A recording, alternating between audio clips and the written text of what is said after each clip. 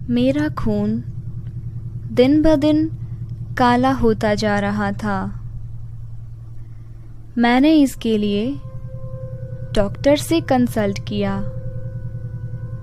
तो उन्होंने कहा कि चिंता की कोई बात नहीं है, पर मैं जानती थी कि कुछ तो गलत है। मेरी मॉम को लग रहा था कि मैं ड्रग्स ले रही हूँ, पर मैंने अपनी ज़िंदगी में कभी कोई ड्रग्स नहीं ली थी। मैंने सोचा शायद ये कोई जेनेटिक प्रॉब्लम होगी और मैंने इसे नज़रअंदाज कर दिया।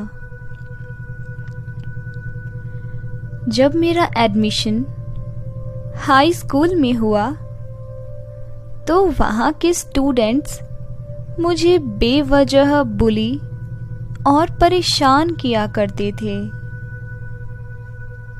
पर हैरत इस बात की थी कि जो भी शख्स मुझे तंग करता अगले दिन या तो वो गायब हो जाता या फिर मर जाता था,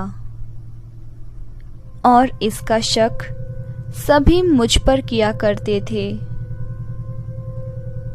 मैं उस स्कूल में 1 साल तक रही।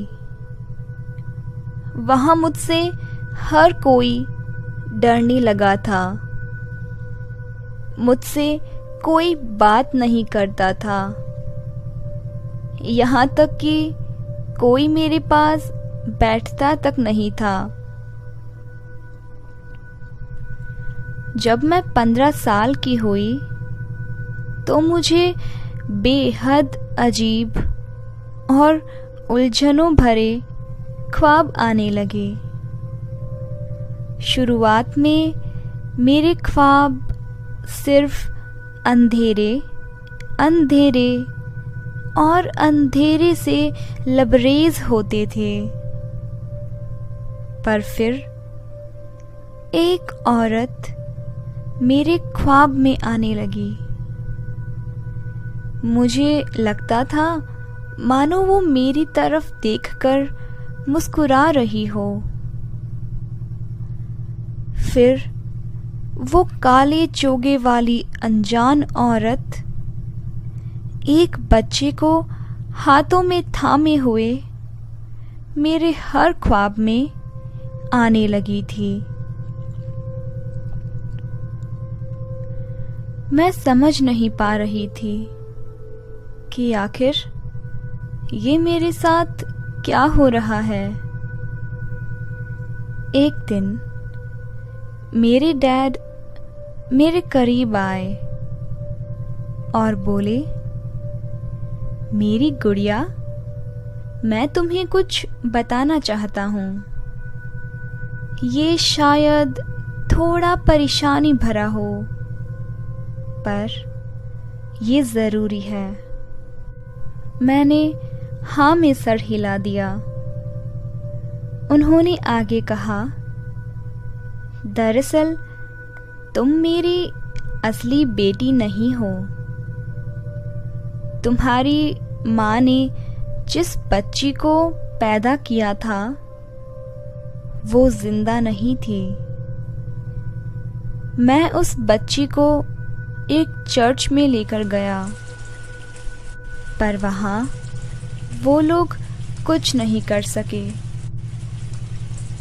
तुम्हारी माँ इतनी कमज़ोर थी कि अपने बच्चे की मौत सुनकर शायद वो जिंदा नहीं रह पाती। इसलिए मैं एक चुड़ैल के पास गया। चुड़ैल भी कुछ नहीं कर सकती थी, पर खुद को साबित करने के लिए उसने तुम्हें मुझको सौंप दिया। इसके साथ उसने मुझे वार्न भी किया कि जब तुम 18 साल की हो जाओगी तब तुम्हारे पास वो सारी शक्तियां होंगी जो चुड़ैल के पास होती है। और अगर तुम अपनी शक्तियों पर काबू ना रख सकी तो तुम एक। और फिर डैडी रोने लगे। मैंने उन्हें शांत किया,